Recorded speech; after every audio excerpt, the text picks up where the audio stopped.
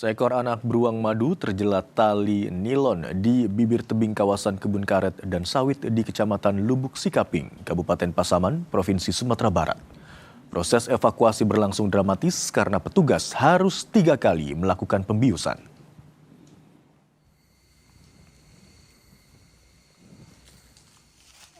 Petugas BKSDA Resor Pasaman langsung mendatangi lokasi anak beruang madu yang terkena jerat babi tali nilon di Nagari, Sundata Selatan, Pasaman, Sumatera Barat.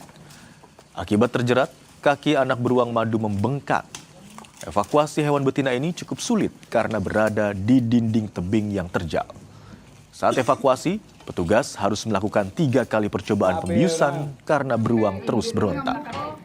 Setelah berhasil dilepaskan dari lilitan nilon, anak beruang ini kemudian dibawa ke kantor BKSDA Lubuk Sikaping untuk menjalani observasi serta perawatan lebih lanjut.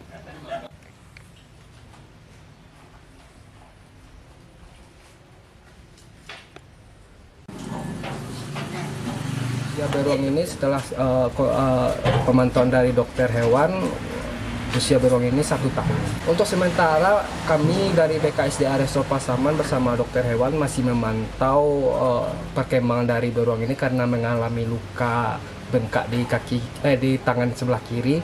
Nanti dipantau bersama dengan dokter hewan, kalau sudah sehat nanti akan dilepas.